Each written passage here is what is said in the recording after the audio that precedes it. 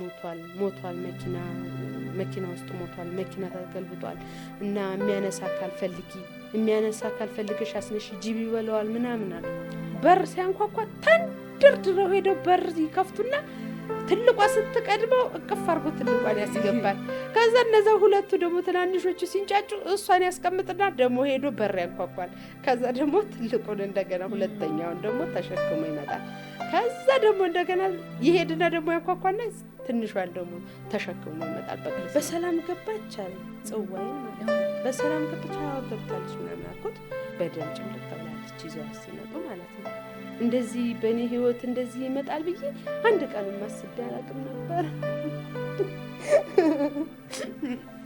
አባቴንም እናቴንም እኮ ነው ያጣሁት የሹፌር ሞት የሹፌር መንገላታት የተሰማኝ በራሴ ህይወት ሲደርስ ነው አባቴ አይመጣም እንዴ የሚለቀስለት አይመጣም ማለት ነው ምን ብልሽ እንደምታስረጅ ማን ገደለ ይድረስ ለውድ በጣም ለምወድ ጧት ማታ ለምናፍቅ ይድረስ እመጣለሁ አልቀርም አንድ ዙር ሄጄ ብለህ ከመንገድ ላይ ለቀረኸው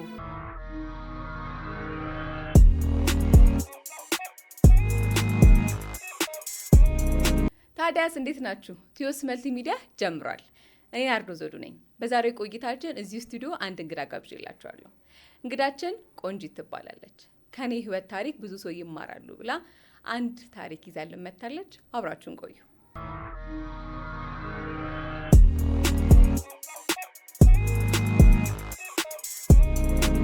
ቆንጂት እዚህ ስቱዲዮ እንግዳችን ሆነ ስለመጣሽ በጣም አመሰግናለሁ። እሺ እኔም አመሰግናለሁ። በጣም ነው ማመሰግንሽ። እሺ ራስሽን አስተዋውቂን። ስሜ ቆንጂት ሳህሉ ይባላል። የመጣሁት ከከምቦልቻ ነው። የምኖረው ከምቦልቻ ነው። ተወልጄ ያደግኩት ግን ደብረ ብርሃን ነው። የደብረ ብርሃን ልጅ ነሽ? አዎ የደብረ ብርሃን ነኝ እና በትዳር ከምቦልቻ ሄድኩኝ። ለ15 አመት እዛ እየኖርኩ ነው። ከምቦልቻ በምንድን ነው የምትታወቀው? ከምቦልቻ የምትታወቀው ያው ሰው ለሰው በጣም ተዋዶ የሚኖርባት ሀገር ናት። በፍቅር ትታወቃለች። አዎ ወሎ ናት። ደቡብ ወሎ ዞን ከምቦልቻ ከተማ እና በፍቅር በጣም ትታወቃለች። አንደኛ ሙስሊም ክርስቲያኑ ተዋዶ ተካብሮ ተሳስሮ የሚኖርባት ሀገር ናት። ከዛ በተረፈ ጭስ አላት። በጭስ የወሎ ጭስ ተብሎ በሚጠራው በዛ ትታወቃለች። በእጣ ነው ጭስ ነው የሚባለው። አዎ እናንተ ጋር ጭስ ነው የሚባለው እንደዛ ነው። በዛ ትታወቃለች። ሁለቱ በጣም ደስ የሚሉ ባህሪያት ናቸው። በጣም ደስ ይላል። በምን አይነት ስራ መስክ ላይ ተሰማርተሽ ነው የምትገኘው? ስራ ያው አሁን አመት ሊሆነኝ ነው ስራ ከጀመርኩ። ከዛ በፊት ስራ የለኝም። የቤት እመቤት ስራ አታውቂም? ስራ ሰርቼ አላውቅም ነበር። አሁን ነው አመት በቃ ሆነኝ ወደ ስራ ስራ ከገባሁ። ያው በምን አይነት ስራ ላይ ነው አሁን እየሰራሽ ያለሽው? ምን እየሰራሽ ነው? ባለቤቴ የሞተበት ድርጅት ስራ ነይ ልመጂ ብሎ ወሰዱኝ እና እዛ እየዋልኩ እመጣለሁ። ያው ስራም ባልችል እያስለመዱኝ ነው። ቆንጂት የሶስት ልጆች እናት ነሽ። እናትነት እንዴት ነው? እናትነት በጣም ከባድ ነው። ያው ስትኖሪበት ነው የምታውቂው። የእናትሽንም የራስሽንም እናት የምታውቂያት አንቺ ወልደሽ ስታውቂው ነው ማለት ነው። ወልደሽ ይባላል እኮ የእናትነትን ጣም ለማወቅ። እውነት ነው። እና ያው ልጆቹ 3 ናቸው። ያው ከባድ ነው። ያው ሲኖር ኑሮ ከባድ ነው። በዚህ ላይ እናትነት ብቻሽን ሆነሽ ስታሳድጊ ደግሞ በጣም ከባድ ነው። አሁን ያው አመት ከምናምን ሆነኝ ብቻዬን ማሳደግ ከያዝኩ። ባለቤትሽ እንደነገርሽኝ ከሆነ ሹፌር ነበር።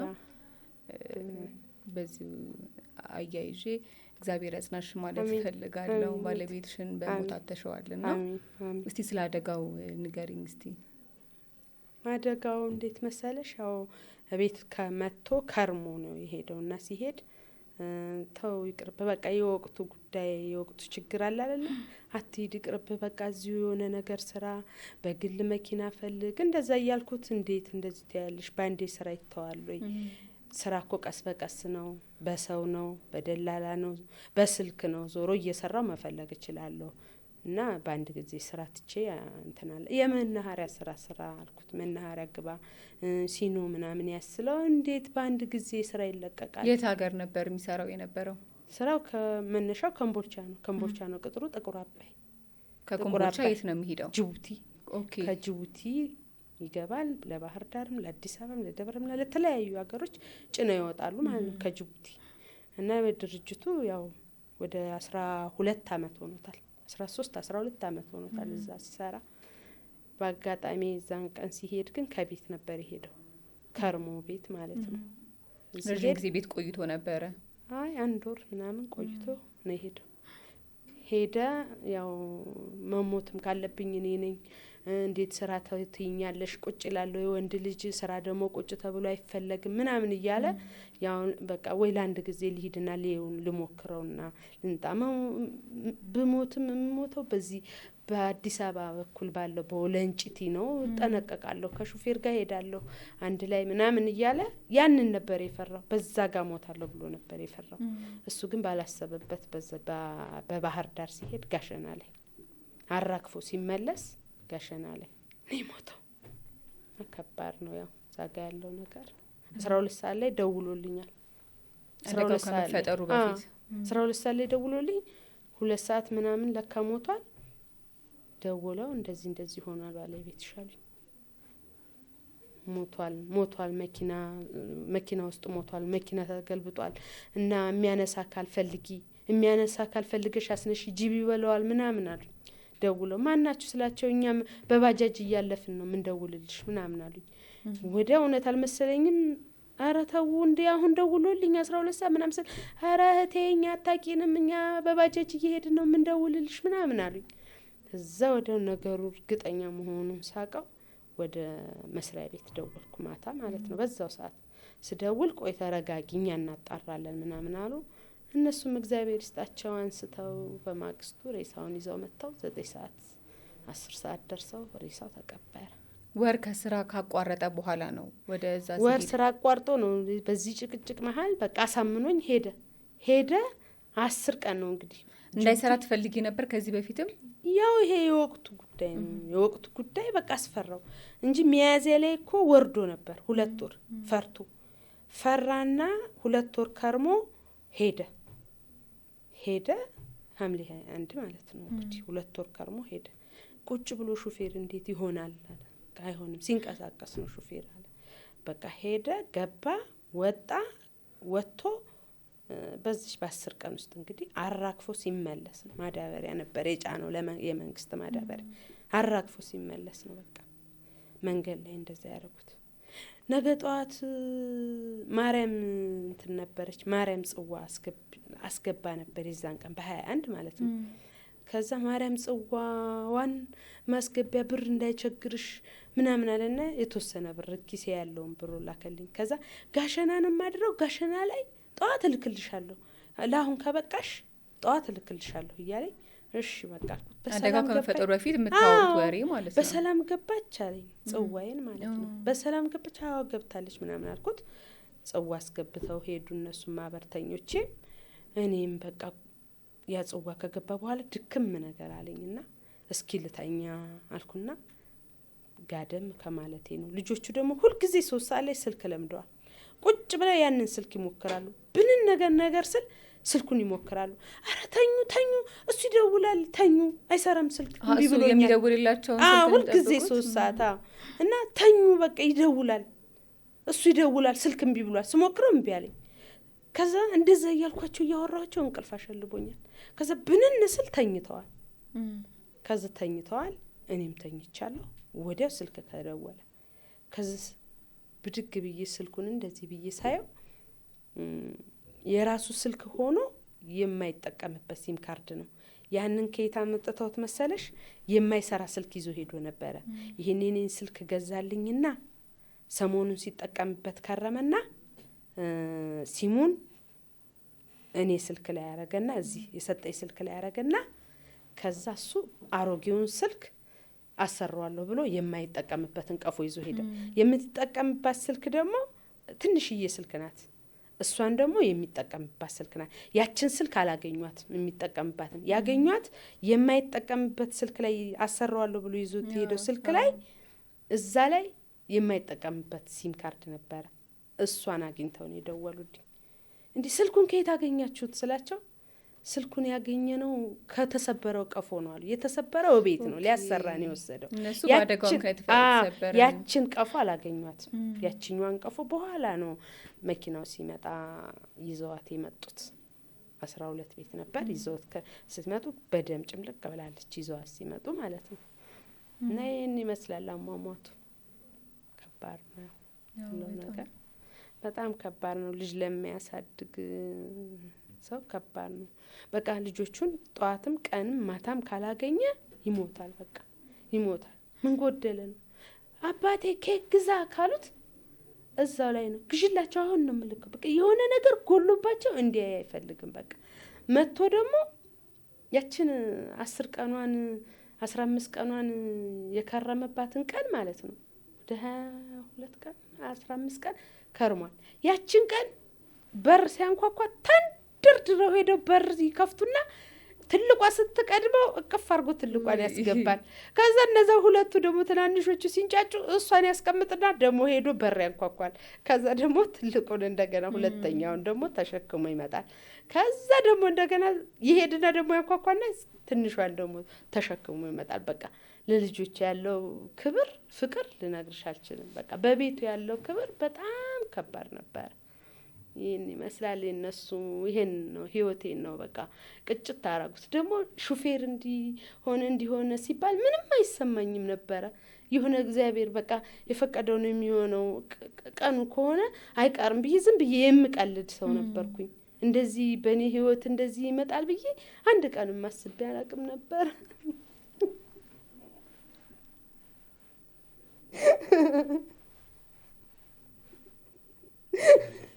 አይዞሽ ህይወቴን እኮ ነው ያጨለመው። አይዞሽ ቆንጂት።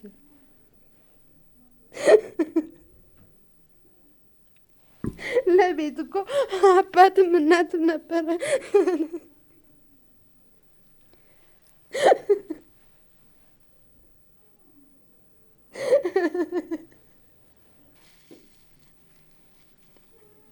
የልጆቹ ጥያቄ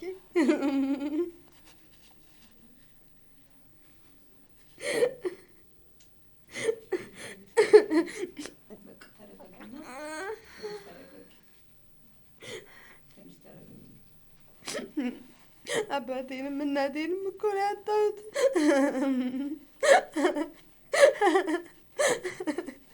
ምንም ማዘኑ አይወጣልሽም። በቃ ጥቁር የጣልኩ ቀን ጥቁር ጥዬ የሆነ በቃ የረሳሁት ይመስለኛል። ጥቁሩን ስጥለው ልብሴን ከአካላቴ ላይ ሳወልቀው የረሳሁት ነገር ነው የሚመስለኝ። በቃ በጣም ከባድ። በቃ አይዞሽ በቃ ትልቋ ልጄ ፍዝዝ አለችብኝ። በቃ እሷ ናት በደንብ ነፍስ የምታውቅና እሷ ፍዝዝ አለችብኝ። ከባድ ነው። የሹፌር ሞት የሹፌር መንገላታት የተሰማኝ በራሴ ህይወት ሲደርስ ነው በቃ እንጂ ከዛ በፊት እንደዚህ ሆነን እኮ እንደዚህ ሆነን መንገድ ላይ እኮ እንደዚህ ምግብ አተን እንደዚህ ሆነን እኮ ምግብ አተን ራታችንን ጾሜን አደርኩኝ ምናምን ሲል ደረቅ ነገር ገዝታ አትይዝም እንዴ ምናምን እለዋለሁ። ስልክ አታነሺ፣ ስልኩ ዝግ ነው ለምን ይዘጋል? አንድ ነገር በሆንስ ይለኛል ሁልጊዜ። አንድ ነገር በሆን ማን ነው የሚነግርሽ? ስልክ ለምንድን ነው የምትዘጊው? ስልክ ለምንድን ነው የማታነሺ ይለኛል። በቃ ምንም የሚሆንም አይመስለኝም። በቃ የሚያወራው ነገር የሚሆን አይመስለኝም። እኔ ለምን እንደሆነ አላውቅም። ግን የዛን ቀን ሲደወል ሞተ ብለው ሲነግሩኝ፣ መኪናው ተገልብጧል ብለው ሲነግሩኝ እኔው ነኝ ያነሳሁት። የዛን ቀን መኪናው ተገልብጧል ብዬ እኔም ወደ አለቆች የደወልኩት እኔ ነኝ። እነሱ አጣሩ። በኋላ ሲታየው በጥይት 3 ቦታ ነው የተመታው። ጠዋቱ እዛ ከጋሸና ወልዲያ ሄዶ ነው ምርመራ ተደርጎ ሬሳውን ከጋሸና አንስተው ወልዲያ ወስደው ነው እንግዲህ በጥይት መመታቱም የታየው። የምርመራ ወረቀቱም ውጤቱም ለኔ ደርሶኛል። ለኔ ጋጀም ላይ አለ። እንደዛ ነው። ካስስ ያሽከረከረ ሲሄድ ነው በጥይት ሲመቱት የወደቀው መኪናው እንጂ ሲደውሉልኝ መኪናው ወድቋል ተገልብጧል መኪና ውስጥ ያለው ሰውዬ ሞቷል ነው ያሉኝ መጀመሪያ። በኋላ ነው እንደገና ሰው ደርሶ ሲያነሳው የታየው። እና ከባድ ነበረ በወቅቱ። ያው የሆነ ድንዝዝ የሚያደርግ ነገር የለም ሲነገረኝ፣ ይሄ ጭንቅላቴ ድንዝዝ ነገር ብሎ ማንቀበረው ብትኝ እንዴት ነበር ብትኝ ምንም የማስታውሰው ነገር የለኝ። ማልቀሴን ነው እንጂ ማን መጥቷል ብትኝ እንዴት ነበረ ብትኝ ምንም በቃ ድንዝዝ ነገር ነበር ያልኩት ለብዙ ቀን። ከዛም ደግሞ እያደር ደግሞ የሆነ በቃ ጭንቅላቴ ራሱ ትክክል አልነበረም። ልክ እዚህ ስራ ሄጄ ስነግራቸው ነይ ግቢ ስራ ነይ ውጪ ከቤት ስሪ ሰርተሽ ግቢ ብለው ሲቀጥሩኝ የሆነ ከሰው ስቀላቀል ነው ትንሽ ወደ ራሴ የተመለስኩት። በቃ በህይወቴ ያላል ልጄ ግን በቃ የሆነ ፍዝዝ እንዳለች ቀርታለች። አሁን ከአደጋው በኋላ ቤተሰብ መምራት በጣም ከባድ ነው ከደረሰብሽ ሀዘን አንጻር። ስፔሻሊ ልጅም ሲኖር ደግሞ ልጅም ማሳመን በጣም ከባድ ነው። እንዴት ነበር ልጆች ላይ ማሳመናቸው? ትልቋ ታውቃለች በደንብ ነው የምታውቀው። ትልቋ ስንት አመቷ ነው የመጀመሪያ ልጅ? 15 ሆናት አሁን። 15 ሆናት አሁን። እና እሷ ታውቃለች በደንብ ቀብራለችም በደንብ ታውቃለች። ወንዱ ግን የሚመጣ ነው የሚመስለው የነበረው የሚመጣ የመጨረሻው ሁለተኛው 8 አመቱ ነበር በዛ ሰዓት። ይመጣል ወይ አባቴ መሆኑ ነው ሰው የሚያለቅሰው ምን ሆኖ ነው አባቴ አይመጣም እንዴ የሚለቀስለት አይመጣም ማለት ነው ምናምን ምን ብልሽ እንደምታስረጁ ደግሞ ወጥቶም ወደ ውጭ ደግሞ ከልጆች ከስተ አባት ሞቶ ነው ያንተ አባት ሞቷል ምናምን ይሉታል። ምንድነው መሞት እናቴ አባት ሞቷል ይላሉ። አይመጣም እንዴ ምናምን ይላል ሁሉ ጊዜ። ከዛ ደግሞ እያደር ይዋዋል እንደማይመጣ እንደማይገኝ የሆነ ቤተሰቦቹም የሱ ቤተሰቦች እየመጡ ሲያይ ምን ሲያይ እንደማይመጣ ሲረዳ የሆነ መረበሽ። ዩኒፎርሜ አልታጠበም፣ ዩኒፎርሜ ተቀዷል፣ በቀዳዳ አልሄድም፣ ዩኒፎርም አይገዛልኝም ወይ ከሌ ልጅ እኮ ቦርሳ ተቀየረ እያሉ እያለ መበጥበጥ። በቃ የሆነ አሚሮሽን ንስት ማድረግ ማለት ነው። የሆነች ነገር ስትጎለው ያቺ ነገር ጎደለችብኝ ብሎ ማልቀስ ከተፈጠረበትም ነገር አንጻር። ልክ ጠዋት ነው የሚጀምረው። ልክ ትምህርት ቤት ሊሄድ ሲል ነው ደግሞ ጠዋት ይሄን ነገር ያነሳና እያለቀሰ ነው በቃ አባብዬ ማታ ስመጣ እንዲህ ያረጋለሁ እንደዚህ ዩኒፎርሙ እንደዚህ ይቀየራል። የሆነ ብቻ በሆነ ነገር ሽውድ ነገር አረጋዋለሁ። ከዚህ ያው ጭንቅላት ውስጥ እኮ ተቀምጧል ነገሩ። ግን የሆነ በቃ እንደዛ ብዬ ስቆጣውም የሆነ ስጮህበትም እንደገና ነገሮችን ተወት ነገር ያረጋል። ትንሿ ደግሞ የሆነ ሰው ይንጣ ቤት ሶስተኛዋ በዛ ሰዓት 3 አመቷ ነበር። ልክ የሆነ ሰው ይምጣ በቃ በማንኛውም ሰዓት የሱም ጓደኛ ይሁን የሱም ቤተሰቦች ጌችሳ አባቴሳ ጌችሳ ጌች አይመጣም እንዴ ካንተ ጋር ምናምን ይላል ትላለች። በቃ ሰው የሆነ ሰው ከመጣ ጌችሳ ነው የምትለው። አሁን ደግሞ እናቴ አባቴ ጌች አየሹ ትለኛለች። ፎቶውን ዝም ብዬ እንዳላየ ዝም እላታለሁ፣ ትውት ታረጋታለሁ። በቃ በእንደዚህ ነው ሁልጊዜ እንደዚህ ነው ኑሯችን እኛ ቤት ውስጥ። ከባድ ነው የልጅ አይምሮ መቀበል። ትልቋ ግን ሁሉን ነገር ስለምታውቅ ባትጠይቅም ያው በሆዷ የሆነ ነገር ሲጎል በሆዷ ነው በቃ ዝም ነው በቃ። እንደገና የሆነ ነገር ጎሎ በቃ የሆነ ነገር እንደጎልደለ ወይ የሆነ እንደተሰማኝ የሆነ ነገር ብቻ ካወቀኝ ቆይታ እዛ ክላስ ውስጥ ገብታ ስታለቅስ ታገኛታለሽ። ትሞቻለሽ ምን ታገኛለሽ ብታለቅሽ ምናምን እላታለሁ።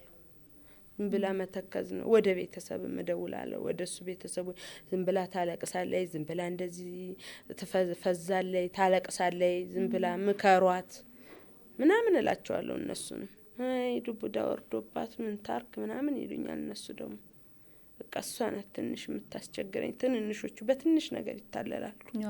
እሷ ከባድ ነው ከፍ ስላለች ከነሱ ለእሷም ያለው ክብር ፍቅር የነበረው በጣም ከባድ ነበረ። እንደገና ደግሞ በቃ አሁን እኔና እሱ ቁጭ ብለን የምትከራከረው ለሱ ነው በቃ የሆነ ነገር ይሁን ለሱ ነው። እግሩን አጥባ ማታ ሲመጣ እግሩን አጥባ እንዲያውም መጥቶ የከረመ ጊዜ እግሩን ውልም ነገር ብሎት አብጦ ነበረ። የሚታሽበትን ቦታ ሄዶ ነበር። ማታ አንከስ እያለ ይመጣል። ማታ ከስራ ውሎ ቢሮ ደርሶ ሲመጣ አንከስ ውሃ አሙቃ እግሩን እንትን ብላላልታ ያበጠውን ምናምን የዛን ሰሞን እንደዚህ ነበር ያለፈው። ሲሄድም ደግሞ ባዛር ነገር ነበር እሁድ ቀን ሰኞ ያለ ወትሮ ሰኞ ቀን ሄደ። እሁድ ማታ ነው ብዙ ጊዜ የሚሄደው እና ሰኞ ሄደ። እሁድ ባዛር ነበር። ባዛር ይዣችሁ ሊዳልና እዛ ምሽተን መጣን።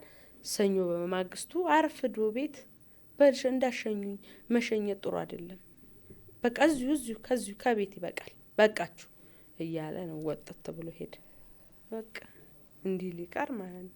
ግን ቁጭ ብሎ ስለ ሞቱ እያሰበ ነበር፣ እያወራ ነበረ።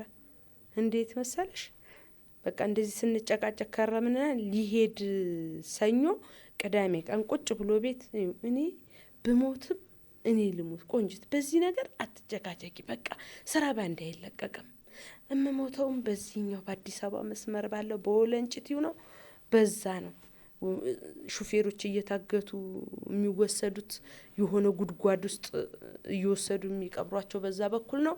በዛ በኩል እዛ ጉድጓድ ውስጥ ሄጄ ታፍኜ ታግቼ አልሞትም፣ እዛው አስፓልት ላይ ተናንቄ ነው የምሞተው አለኝ። እንዴት አርገ ስለው በቃ አልሄድም ሲያግተው ሲይዙኝ አልሄድም፣ እዚሁ ግደሉ ብዬ እዛው ተናንቄ ሞቼ ሬሳዬ እዛች አስፓልት እንድትገኝ ነው መሆኑ፣ አንቺም ደግሞ ታገተ ብለሽ ደግሞ ልመና እንዳትወጪ አለኝ። እንዴት ስለው በቃ እዛች አስፓልት ሞታለሁ ታግያለኝ፣ ከዛ ውጪ የትም አልሞትም አገሬ ነው አለኝና እዛች የሚያግቱባት ቦታ አለች አውራ ጎዳና ምናምን በዜናም በምንም ይታያል። እዛች ጋ ነው በቃ የፈራው የነበረው። ጭራሽ በዚህኛው በአማራ ክልል በጋሸና ወደ ጎንደር ጎጃም አላሰበውም። ይችን ተነጋግረን ነው እንግዲህ ሄደ። ቅዳሜ ተነጋግረን ሰኞ ሄደ ማለት ነው። ከዛ ገባ ጅቡቲ፣ ማዳበሪያ ጭኖ ወጣ ለባህር ዳር ሄደ፣ አራገፈ። ሲመለስ ነው እንግዲህ 10 ቀናት በቃ ሄደ፣ ጫና፣ አራገፈ፣ ተመለሰ። 10 ቀናት በቃ። ከአደጋው በኋላ ብዙ ለውጦች ተፈጥረዋል በህይወትሽ ውስጥም በጣም ብዙ ነገሮች እያወራሽ ነበር። የልጆች ጫና ባንቺ ላይ ይወድቃል። ያው ከዛ ደግሞ ስራ የሚለው ነገር መስራት መውጣት የሚለው ነገር የመጣው ካደጋው በኋላ ነው። ሰርቼ አላቅም ነበር ብለሽ ነበር። ሰርቼ አላቅም ስራ ያው የሹፌር ሚስት ስትሆኝ እንዲሰሩም ብዙ አይፈልጉም። በቃ ቤት እንድትቀመጭ ልጆች ብዙ ጊዜ እንደዚህ ልስራ ስለው ምን ጎሎሽ ነው እስ የጎደለሽን ንገሪኝ፣ ስራ ያለው ነው እኔ ያለው ነው በቃ የጎደለውን እኔ ያለው ምን ጎሎሽ ነው። አንድ ጊዜ እንደውም በቃ እኔ እሰራለሁ እንደዚህ ነው ምናምን ብዬ አንድ ጊዜ ጭቅጭቅ ፈጠርኩበት። የመጀመሪያ ልጄን ወልጄ ሁለተኛውን ሳልወልድ ምንድነው የምትሰሪው? እንዴ ምንም ይሁን ቡናም ይሁን ምንም ይሁን ወጥቼ ብቻ መስራት ነው የምፈልገው ስለው እኔን ታጭኝና ያኔ ትሰሪያለሽ አለኝ። እንደርግማን ነው መሰለኝ እችን ተናገረኝ። እኔ እንግዲህ እሱ ካልከበደው ብዬ ተውኩኝ። በቃ ማንሳትም ተውኩ። መማር የለም መስራት ቁጭ በቃ ይሄ ነው የሹፌር ህይወት። ባለቤትሽ ከማረፉ በፊት ለልጆቹ ምን አይነት አባት ነበር? ለአንቺስ ምን አይነት ባል ነበር? ያው በጣም መልካም አባት ነው ለልጆቹ። በጣም እንደነገርኩሽ ያው በጣም መልካም አባት ነው። ምንም ነገር ጎሎባቸው ማየት አይፈልግም። ምንም አይነት ክፍተት እንዲፈጠር አይፈልግም። በቃ በምንም ነገር ጎደለ የሚለው ነገር ኪሱ ባዶ ይሆናል እንጂ አይቀርም። ለትዳሩም ቢሆን በጣም ጎበዝ ነው። አሁን ጓደኞቹ ያወራሉ ጎበዝ ነው ይላሉ። ሰው ሲታማ አይወድም ይላሉ። እንደዚህ ተሰብስበን ስንጫወት ሰው ሲታማ አይወድም ይላሉ። በቃ የሆነ ዝም ያለ ባህሪ ነው። በቤቱም ያ ባህሪ ነው ያለው። በቃ ዝም ያለ ነው። በቃ ሳይለንት ውጪም ውስጥም አንድ አይነት ባህሪ ነው ይላሉ እነሱ የሚሉት። እኔም ጋር ቤትም አለ። በቃ ጎበዝ ነው። በቃ ለቤቱ አሸንፎ ነው ቤቱ። ከልጆቹ ጋር የነበረው ግንኙነት ማታ በግድ ነው በቃ የሚተኙት። አሁን ማታ ትምህርት ጠዋት አላቸው ተነሱ ስል በግድ ነው የሚነሱት ማታ ስለሚያመሹ። ማታ ታስመሻቸው ታዲያ ምን ጊዜ እንጫወት አብረን። ትምህርት ቤት ውለው ይመጣሉ፣ ስራው እየመጣሉ ማታ ነው የምንገናኘው። ታዲያ የቤት ስራ በቃችሁ አልጨረሳችሁም? የቤት ስራ ትንሽ ደግሞ ከኔ ጋር እንጫወት እንጂ ልባቸውን ስቅል ነው የሚያደርገው። በቃ እነሱም አያጠኑትም አይሰሩትም። እሱ ሲመጣ በዚህ መልኩ ነው የሚያልፈው። በቃ በጣም መልካም ሰው ነበረ። ለዛ ነው ያለፈው። አሁንስ ህይወትሽን በምን አይነት መንገድ እየቀጠልሽ ነው ያለሽው? ያው አሁን ላይ ነገሮች ቢከብዱም ከባድ ነው። ያው 3 ልጅ ማሳደግ በጣም ከባድ ነው። ባህሪያቸውን ችለሽ ሁሉን ነገር አድርገሽ በወንድ መኖርን የለመድሽ በአንድ ጊዜ ወደ አንቺ ህይወት ሲመጣ በጣም ይከብዳል። ስራም ሰርተሽ ማታቂ ከሆነ ለአንቺ መስራትም አዲስ ነገር ነው። አዲስ ነገር ነው።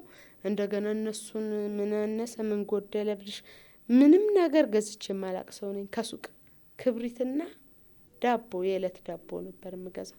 ምንም ነገር በቃ ይሄ ወተሽ ጎመን ካሮት ምናምን የሚባለውን ገበያ ላይ ትገዣልሽ እንጂ ይሄ ፓስታ መኮረኒ ሩዝ ነገር ይሄ ቢጃማ ብቲ ምንም ነገር ገዝቼ አላቅም። በቃ በወልዲያ ሲሄድ በጋሸና በባህር ዳር ሲሄድ ከወልዲያ ይልካል ሹፌር። በቃ በዚህ በሚሌ ይልካል ሹፌር። በቃ አንድ ነገር ጎሎ እና ገዝቼ አላቅም። ከዛ ከሱቅ ላይ ሁሉም ነገር የሚያሟላው እሱ ነበር። ሁሉም ነገር በቃ ምንም የምገዛው ነገር የለ። ክብሪትና ዳቦ በቃ ይገርማቸው ነበር ጎረቤቶቼ የሚያቁኝ አንዳንድ የሚቀርቡኝ ሰዎች ምንም ነገር እንደማልገዛ ያውቃሉ። አሁን ላይ ደግሞ ሁሉ ነገር ወደኔ ሆነ። ያው እንዳቅም ታረጊዋለሽ። ለምሳሌ የመንግስት ትምህርት ቤት ማስተማር የግሉን ትተይና ወደ መንግስት ታመጫቸዋለሽ ነገሮችን ለማቻቻል። ያው በጎደለ የሚሞላልሽ አካል አይኖርም፣ ሁልጊዜ አይኖርም። የሆነ ዘመድ የሆነ ጎረቤት ሊረዳሽ ይችላል፣ ግን ሁልጊዜ ደግሞ አይረዳሽም። ዚያንም ማቻቻል ያለብኝ ራሴ ነኝ። እንደዛ እያረኩ ነው የምኖረው። ሀሳቦችን ከማውጣት ይልቅ በወረቀት ነው እየጻፍሽ የነበረውና ይዘሽልን የመጣሽው ነገር ደግሞ አለ። እስቲ እሱን እንስማው። ለውድ ባለቤቴ ብዬ የጻፍኩት ዝም ብዬ ደብዳቤ ነገር ነች የመጀመሪያ። እሺ ማን ገደለህ ብዬ ይድረስ ለውድ በጣም ለምወድህ ጠዋት ማታ ለምናፍቅህ ይድረስ እመጣለሁ አልቀርም አንድ ዙር ሄጄ ብለህ ከመንገድ ላይ ለቀረኸው ውድ ባለቤቴ የልጆቼ አባት መኩሪያዬ መታመኛዬ መከበሪያዬ ለሆንከው ውድ ሕይወትህን ለእኔና ለልጆችህ ለሰዋኸው ምን ብለህ እንደሄድክ ታውቀዋለህ። እኔና እግዚአብሔር ብቻ ምስክር ሆነን ተናግረሃል። አይዞህ ብሞትም በናዝሪት በኩል ባለው በወለንጭቴ አካባቢ ነው የምሞተው። ሊያግቱኝ ቢመጡ ታግቼ ጫካ አልሄድላቸውም። ተናንቄ እዛው አስፓልት ላይ ሬሳዬ እንዲገኝ እዛው ተናንቄ አንዱን አጋች እኔም ገድዬ ሬሳዬ አስፓልት እንዲገኝ ሆኜ ነው የምሞተው እንጂ ሬሳዬንም እንዳይገኝ ጉድጓድ ውስጥ እንዲከቱኝ ታግቼ ጫካ አልገባም አልከኝ። ውዴ አንተ ባላሰብከውና ባልጠበቅከው አገር በዛው በወንድምህ አገር ወንድምህ ገደለ። ሽፍታው እሱ ነው ወይስ ማን ገደለ? ካንተ ሞት እኔ ትምህርት ወሰድኩኝ እኮ። የእኔ ሕይወት ምን መሰለ ታውቃለህ? ማንም ሰው ባሰበበትና ባለመበት ቦታ ቀንና ሰዓት እንዲሁም ሰው ባሰበበት ህመም እንደማይሞት ትምህርት ሰጥተኸኛል። ያንተ ሞት የኔን ታማኝ ፍቅርና የልጆችህን ናፍቆት ስንቅ አድርገህ መስዋዕትም ከሆንክ መስዋዕት የምሆነው ለእናንተ ነው። ታገተ ብለሽ ልመና አደባባይ እንዳትወጪ ያልከኝ ሁልጊዜ በአይምሮዬ እየተመላለሰብኝ እኔም ወደ አንተ እስከምመጣ ድረስ ሁሌም በማንኛውም ሰዓትና ሁኔታ ውስጥ በልቤ ትኖራለህ። አፍቃሪ የልጆችህ እናት ቆንጅ ሳህሉ ነኝ። ግጥም ናት፣ ያው በደንብ አልተጻፈችም። በየት ሄደህ በየትስ ወጥተህ ቀረህ? በረሃውን አልችል ብለህ በሙቀት አልክ ክርር? ወይስ ጅቡቲን አቋርጠህ በየመን ስትሄድ በእግር አገኘህ የሚያደናግር ነገር? እና ማን ገደለ? በአገሩ ሞተ ብላችሁ እንዳትሉኝ፣ ወንድሙንም ወንድሙ ገደለ ብላችሁ እንዳትብሉኝ። እና ማን ገደለ? ከመጣው ከሄደ ተዋደው ከዘመኑ ሰው ሁሉ ተላምዶ የቤተሰቡን ፍቅር በልብ ውስጥ ተክሎ ቢያገኝ ቢያጣ ኮራ ዘና ብሎ በሄደበት ሁሉ ሰውን አክብሮ ባረፈበት ሀገር በመከራም በደስታም አብሮ ተደምሮ እና ማን ገደለው? እምነቱን አጥባቂ ለሰው ሁሉ የሚሞት ሁሉን የሚችልበት አለው እኮ አንደበት። እና ማን ገደለው? ከደም የጠቆረ ላቡን አንቆርቁሮ ጎበዝ ሆኖ ወጥቶ ወርዶ ጥሮ ግሮ ከደሴም ከከምቦልቻም ብሎ ያደገ በየትም ሰፈር ዘላለም የማይነጥፍ ያለው የሰው ክብር ፍቅር እና ማን ገደለው የትስ ሀገር ቢሄድ በብልሃት ኗሪ ኩሩ ባለወኔው በአንድ ጀንበር ቀረ በደቂቃዎች ቁጥር ምንም ሳያስበው ባላሰበው ሀገር ድንገት ቀረ እኔም አልኩርር እና ማን ገደለው ይላል። ያው የቶሎ ቶሎ የጻፍኳት ናት። ብዙ ጊዜ ጽፋለሁ እሱ ከሞተ በኋላ ለሱ ሀዘን የሆነ የሚቀንስልኝ ይመስለኛል። ስጽፍ እንደዚህ በቃ የሆነ እሱን ሳስብ እሱን ሳብሰለስል የሆነ ሀዘኔ የሚቀንስልኝ ይመስለኛል። እዛ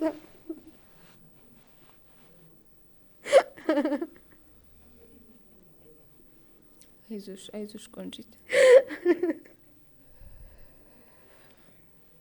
አለውኝ ሁል ጊዜ ሳብሰለስል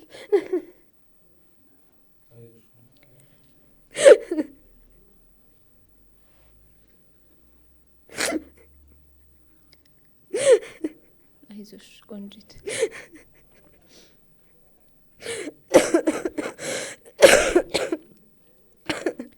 በሽተኛ ሆንኩኝ። መርሳት በቃ መርሳት አመጣብኝ። የባል ሀዘን ከባድ ነው፣ ከምንም በላይ ከባድ ነው። በቃ የሆነ የሚታይሽ የሱ መሞት የሱ አሟሞት ነው እንጂ እዚህ ጋር የልጆችሽ ማደግ የልጆችሽ አባቴ አባቴ ማለት ምናምን አይደለም የሚታይ። የሱ ሞት ደግሞ ከሞት ደግሞ አሟሟቱ ስለሚለይ በቃ ሁልጊዜ ያሳስበኛል።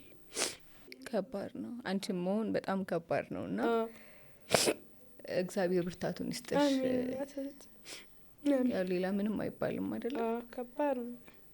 ያው አንቺ ደግሞ እዚህ ስላለሽ ለልጆችሽ መቆም አለብሽ አይደለ? ልጆችሽ አንቺ እንደዚህ ሆነሽ እነሱ መቼስ ጠንካራ ሆኖ እንትን አይሉም አይታዩም። እና ለልጆችሽ አንቺ ጠንክረሽ ልጆችሽን ማሳደግ አለብሽ። ልክ ነሽ፣ እውነት ነው። ያው ሌላ ምንም እውነት የለውም። ልጆቹን ተክቶ ሄዷል። ልጆቹን ማሳደግ ግዴታዬ ነው። ምንም ሆኜ ምንም ልጆቹን ማሳደግ ነው። ከቁም ነገር ማብቃት ነው በቃ። ሌላ ምንም መፍትሄ የለኝም አውቃለሁ። ግን የሆነ ዝም ብለሽ ስታስቢው ነው እንዴት ያው የሚረሳ ነገር የለውም። ዞር አይረሳም። ከባድ ነው። በመጨረሻም ለሹፌር እንደዚሁም በዚህ ሙያ ላሉ ሰዎች መናገር አለብኝ ማስተላለፍ የምፈልገው ነገር አለ የምትይው ካለ? አዎ ያው እዚህ ባንቺ ሚዲያ ሲቀርቡ ያለው ብዙ ጊዜ የሆኑ ሹፌሮችን መከታተላቸዋለሁ። ቲክቶክ ላይ ተክለወልድ ነው ተክለ ምናምን አንዱ የተሳቢ ሹፌሮች ናቸው። አንዱ ደግሞ ጠቆር ያለ ሊስሙ ጠፋኝ። በቃ እከታተላቸዋለሁ። የሚያወራውን ነገር ሁልጊዜ እከታተለዋለሁ። ተክለወልዲሁ ምናምን የሚባል በቃ ሹፌሮችን በሹፌር አንደበት እየገባው በአንቺ ሚዲያ እየገባው እከታተላቸዋለሁ። እና ምን ይባላል ያው ሹፌር በዚህ ልክ ሲሆን እነሱ ናቸው አንጥተው በየትም ሀገር ሄደው እኮ የሚያቃምሱን እነሱ ናቸው። እነሱ ባያመጡት ማን ያመጣልናል? እና በዚህ ልክ ሹፌር አይከበርም።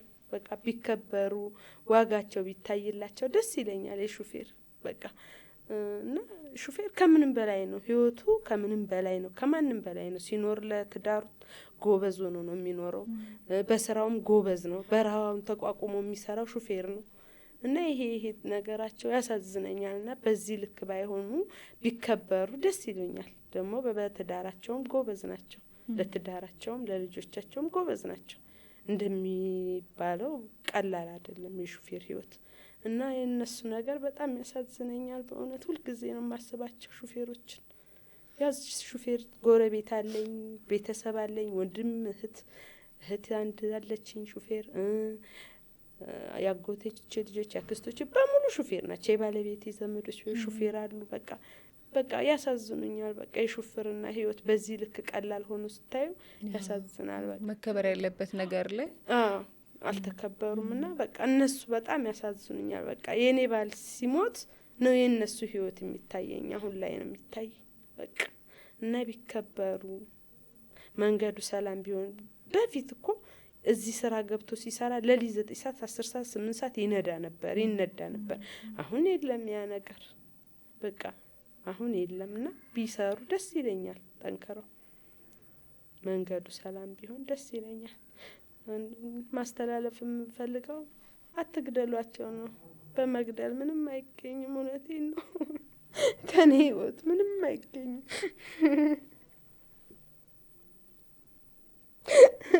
አትግደሏቸው ነው የምለው፣ ሌላ ምንም አልልም።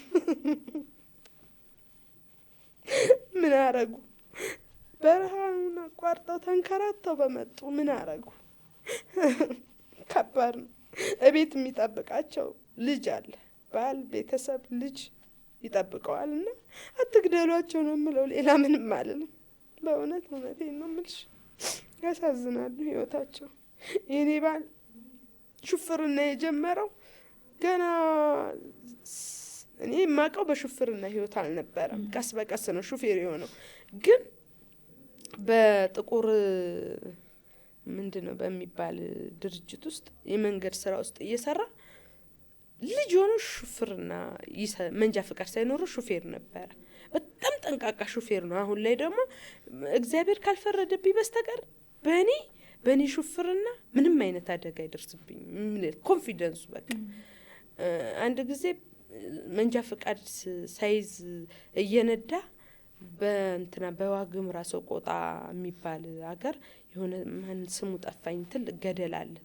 እየነዳ የኔትሪውን የመንገድ ስራውን የኔትሪ እየነዳው አለ መንገድ ስቶ ሲገባብኝ በመስኮት ሾልኬ ወጣሁ ይላል። ምንም መንጃ ፍቃድ ሳይኖረው ማለት ነው። እና በጣም ጠንቃቃ ሹፌር ነው። ምንም በቃ እግዚአብሔር ካልፈረደብኝ በስተቀር በእኔ ጥንቃቄ የሚመጣ አደጋ የለም ነው የሚለው። ሁልጊዜ በቃ በኮንፊደንስ ነው የሚያወራው። በጣም ጠንቃቃ ነበረ። እና ይሄንን መንጃ ፍቃድ ራሱ ሲያወጣ ሌላ ድርጅት ውስጥ በትንሽ መኪና ሹፌር ነበረ። ያ ድርጅት ሞተሩን አውርዶ ሞተሩን የሚያድሰው እሱ ነበረ። ኮሌጅ ውስጥ ነበር የሚሰራው። እዚህ ሀገርን እዛ ከምቦልቻ ስመጣ በትንሽ መኪና ሹፌር ሆኖ ሞተሩን የዛን ኮሌጅ ሞተር እያነሳ ውስጡን ሞተሩን የሚያድስላቸው። ከዛ ምን እናርግብለት ለዚህ ልጅ ይሄንን ስራ ብዙ 20-30 ሺህ ብር በዛ ሰዓት እያዳነልን እዚህ ሞተር አውርዶ እያደሰልን እንዲህ እያረገልን ምን እናርግለት ሲል መንጃ ፍቃዱን እናሻሽልለት ብለው ይሄን 5ኛ መንጃ ፍቃድ አወጣለት ድርጅቱ ማለት ነው። ከዛ ካወጣለት በኋላ ነው እንግዲህ እሱም ወደዚህ ድርጅት ገብቶ ሰሳቢ ለመያዝ የበቃው። እና ከዛ በፊት እኔም ሳቀው ደግሞ መካኒክ ነበረ። ደብረ ብርሃን መጥቶ ለ3 አመት መካኒክ ነበረ። በትንሽ ብር ጊዜያዊ ሰራተኛ ነበረ። ከዛ በኋላ ነው ድርጅቱ ሲበተን ጊዜያዊ ሰራተኞች ሲበተኑ አንድ ኮንትራክተር ይዞት አዲስ አበባ ገባ። ከዛ እኔም አዲስ አበባ ኖር ያለ ያልኩሽ ለዛ ነው።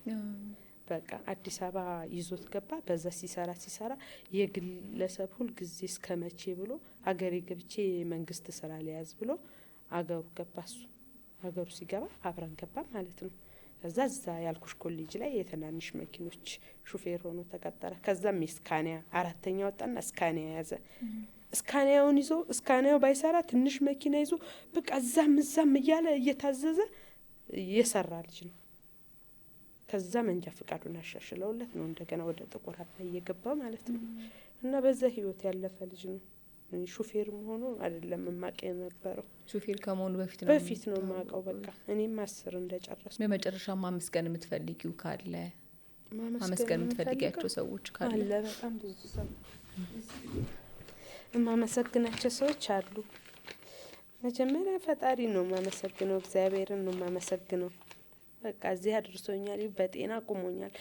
በወቅቱ ማንም ቆማ ትሄዳለች ያለኝ የለም ነበር። እንደነገርኩሽ እንደተነገረኝ ድንዝዝ ነው ያልኩት። አለቅሳለሁ እንጂ ቀብሩንም ሬሳውም ሲመጣ የሆነ ድንዝዝ ብዬ ማን መጣ ብትኝ የማውቀው ነገር የለም። ግን አለቅሳለሁ እያለቀስኩ። በጣም ከባድ በጆሮዬም ስለነገሩኝ በቃ የሆነ ሲነግሩኝ ራሱ የሆነ ክፍል ያለ ፓርት አለ እዚህ ጋር ይታወቀኛል። እና ለዚህ አቁሞኛል። ዞሮ ለልጆቼ ፈጣሪን ነው ማመሰግነው መጀመሪያ። ከዛ በኋላ ደግሞ የባለቤቴን ቤተሰቦች ከጎን ያልተለዩኝም እስካሁን። ያው የወሎ ሰው የዋህ ነው ይባላል። እሱም ተጨምሮ እነሱ ከጎን ያልተለዩኝም፣ ወንድሞቹም አልተለዩኝም። በጣም እንደውም አንዱ በጣም የማከብረው ወንድም አለው፣ እሱም አልተለዩኝም ከጎኔ። ከዛ በኋላ ደግሞ የሱ ጓደኞች የትነሽ ብለው ይጠይቁኛል። አሁን አልፎ አልፎ ይደውላሉ። በሀሳብም ሞራልም ልጆቼንም ውጤታቸው እንዴት ሆነ፣ እንዴት ናቸው፣ ጎበዝ ናቸው፣ ማን በረታ፣ ማን ጎበዝ ሆነ እያሉ እስካሁን ድረስ ያልተለዩኝ ጓደኞች አሉት። እግዚአብሔር ይስጣቸው። እነሱም በጣም ነው ማመሰግናቸው። የባለቤቴ ቤተሰቦችም እንደዚሁ በጣም ነው የማመሰግናቸው። ጎረቤቶቼ መልካም ጎረቤቶች በቃ ድፍን ከምቦልቻ ማለት ትችያለሽ። ከምቦልቻና ደሴ በቃ በሙሉ ነው የቀበሩት ማለት ትችያለሽ። ይሄ የሚለይ ከሌ ቀረ የሚባል ቀብር አልነበረ። በጣም ከባድ ነበረ በወቅቱ እና ጎረቤቶችን ጨምሮ የከምቦልቻና የደሴ ሕዝብ በሙሉ አመሰግነዋለሁ። የወሎ ሰው ከዛ ደግሞ ያ ጥቁር አባይ እንደነገርኩሽ እሱ ከሞተ በኋላ ከጎን ያልተለዩኝም። ጥቁር አባይ አክሲዮን ኃላፊነቱ የተወሰነ የግል ማህበር ሰራተኞቹ አይዞሽ በማለት አይዞሽ እንዳቀሪ ስሪ፣ ነገ የተሻለ ቦታ ትደርሻለሽ፣ ትማሪያለሽ፣ ዛሬም በርቺ፣ አይዞሽ እያሉ ካለቆቹ እስከ ትንንሾቹ ድረስ በጣም አመሰግናቸዋለሁ። የቀጠሩኝ ማለት ነው። በአጠቃላይ እነዚህን አመሰግናለሁ። እኛም በጣም እናመሰግናለን። አክብረሽን እንግዳችን ሆነ ስለመጣሽ በጣም እናመሰግናለን። ያው ላንቺም መጽናናትን እንመኝልሻለን። አሜን። አንቺንም በጣም ነው መከታተልሽ እና የሹፌር ድምጽ በመሆንሽ ደግሞ በጣም እኮራብሻለሁ። እናመሰግናለን። በጣም በርቺ፣ ቀጤ። እናመሰግናለን። የወሎ ጭስ ይዤ እመጣለሁ ሌላ ጊዜ ለቴዎስ መልቲ ሚዲያ የወሎ ጭስ እንጠብቃለን። አመጣለሁ፣ እልካለሁ ባልመጣ እንኳን። እሺ፣ በጣም እናመሰግናለን። እግዚአብሔር ያጽናሽ። አሜን አሜን። እህቴ ቆይታችን ይህን ይመስል ነበር። የዚህን ፕሮግራም ስፖንሰር ያደረገልን ቴዲ መንጃ ፍቃድ ነው። ቴዲ መንጃ ፍቃድ የዚህ ፕሮግራም ስፖንሰር ስለሆነ ከልብ እናመሰግናለን። በቀጣይ ሳምንት ከሌላ እንግዳ በአዲስ ፕሮግራም እስከምንገናኝ ድረስ ደህና ሁኑ።